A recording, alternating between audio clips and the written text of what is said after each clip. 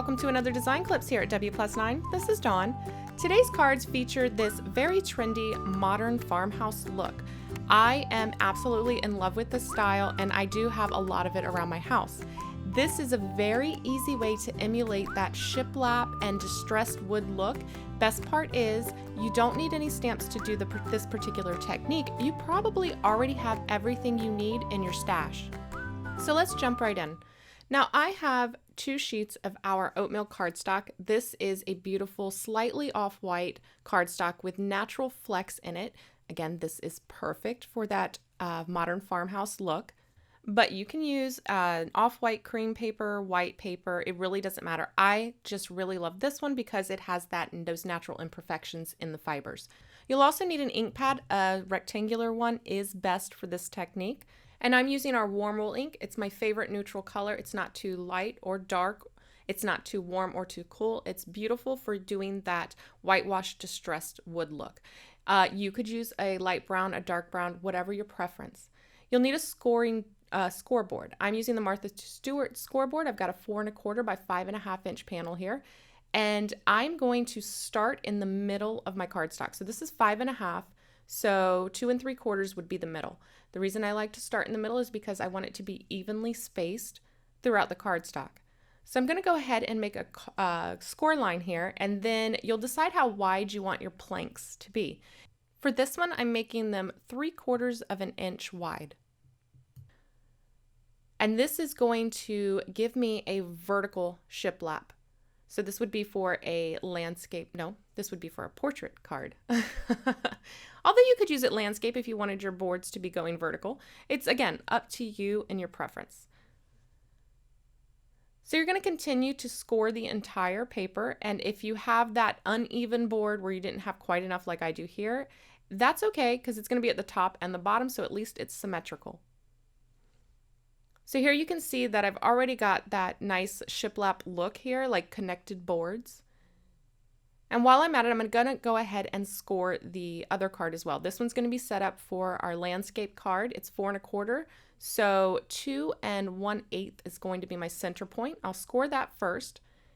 And then for this one, I'm going to make the plank slightly smaller at 1/2 inch wide.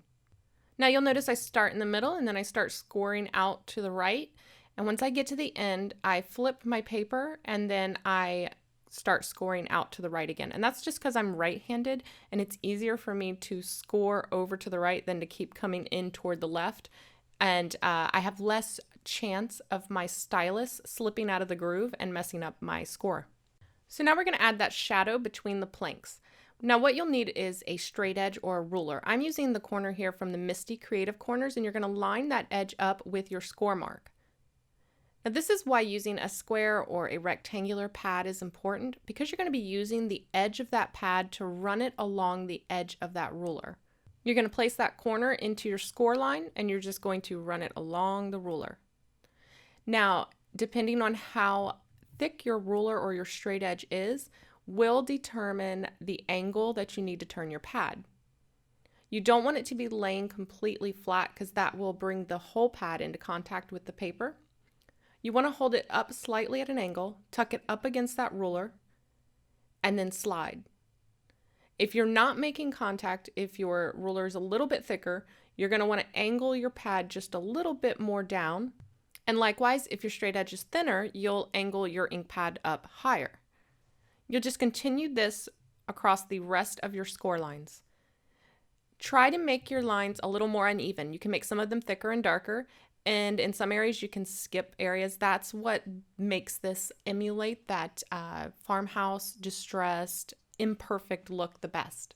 So for this one, we're going to keep any extra distressing to a minimum. I want this one to look like more of the clean shiplap look. But then on this other one, I want to show you how you can add a little more character to it. Here you can see I got some ink on there. Not even worried about it. We're going to work that into the overall design. This one we're going to make look more like distressed wood.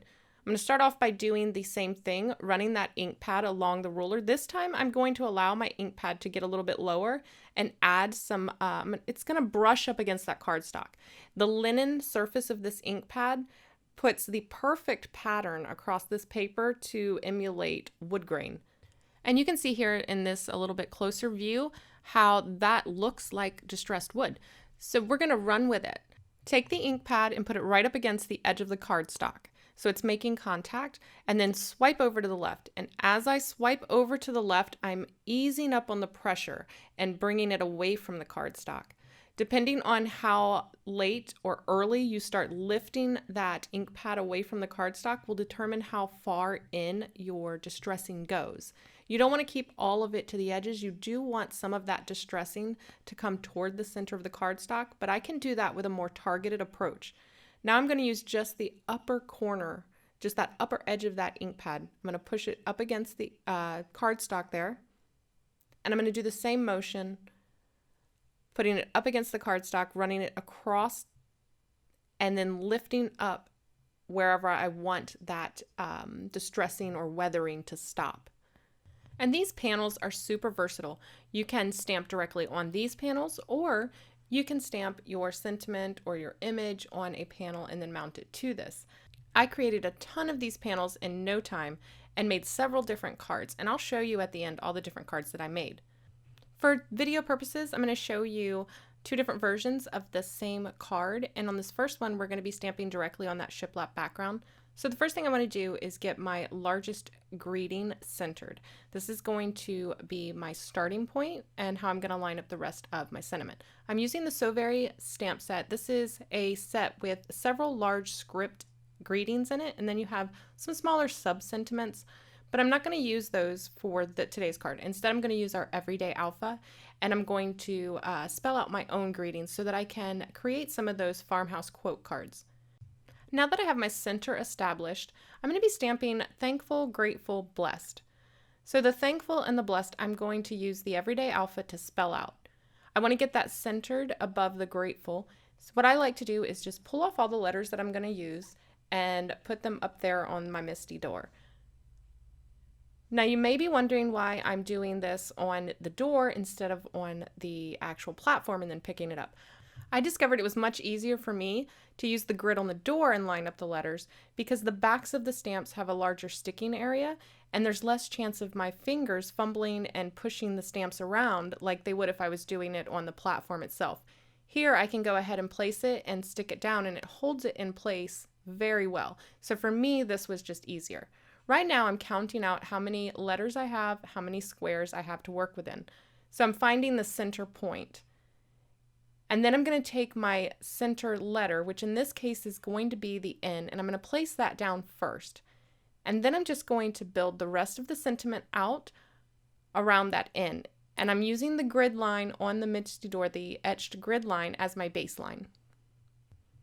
Now you may have to do some adjusting even after you get the letters initially down. And that's because we've kind of figured out that center point, but some of your letters are wider than others. For instance, the M and the W, like they're much wider than the, say, the I or the L. So you might have to make some minor small adjustments. And here you can see I'm just adjusting it just a bit. But it goes really quick because when I'm working on the door. So working on the door, I don't have to worry about those stamps moving and shifting and flying everywhere. They're stuck down. So I can just peel them up and move them over. And I'm much happier with that. I did the same thing with the word blessed, and now I'm ready to do my stamping. I'm going to be using Memento Tuxedo Black ink today, and that is because this is a little bit softer black. This is kind of the softest black that I own. It's not quite as deep and dark and crisp as, say, the archival ink black or our black. So I really like this for this particular look because it's going to have just a little bit of a softer black, which is perfect. So here you can see that everywhere that the cardstock is scored, the ink does not get into that area and you have that break. And I love the way this looks because it looks like it's actually like stenciled over wooden planks. I love the way that turned out. There's also a little period included in the Everyday Alpha, so we're going to just add that in really quick to the end of each of these words.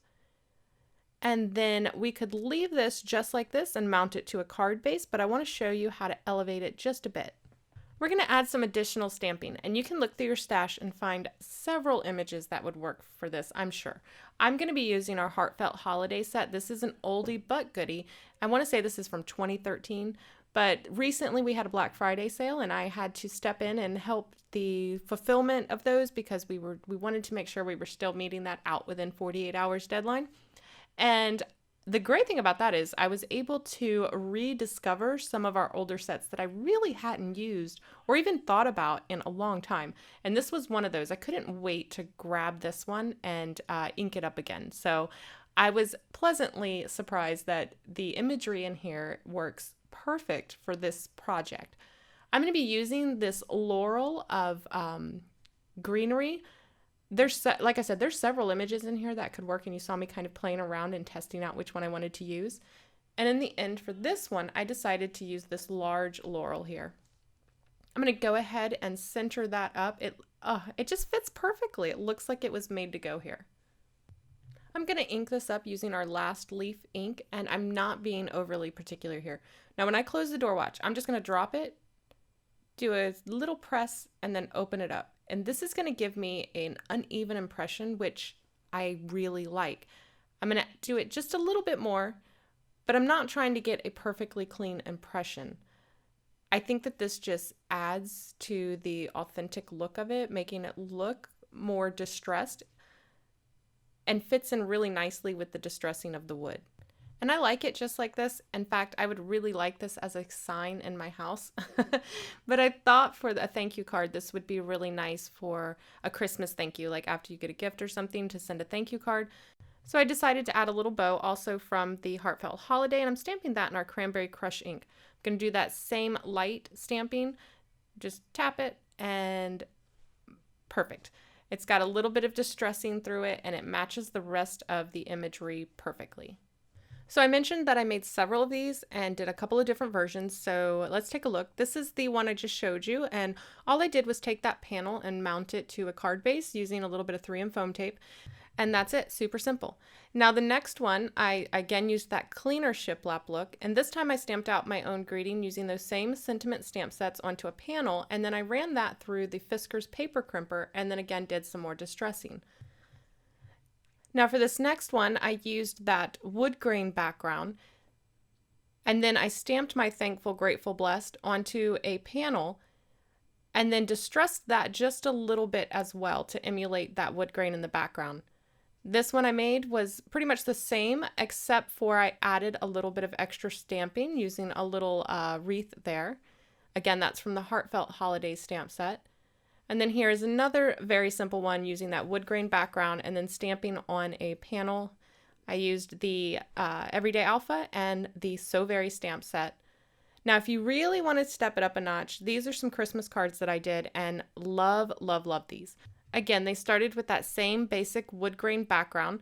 I stamped my sentiment onto a panel, ran that through that Fiskars paper crimper, added some distressing, and then I cut a couple pieces of greenery from our Under the Mistletoe die and did some selective heat embossing on it. I just took a Versamark pad and just haphazardly added a little bit of Versamark to the die cut and then sprinkled it with some Wow Metallic Sparkle powder. And then for the berries, I used some red stickles. On this one for the sentiment, I used our Merriest Snowflake stamp set and just added a little sentiment label. So you can see how versatile this technique is. All of these cards, they range from very simple to more elaborate, and that faux wood just adds so much character. I really hope that you enjoyed today's video. Remember, you'll find all of the featured supplies listed in the description box below. You can find all of the featured W+9 supplies at W+9.com, as well as at many of your favorite retailers. I want to thank you guys so much for watching, and I will see you next time. Bye!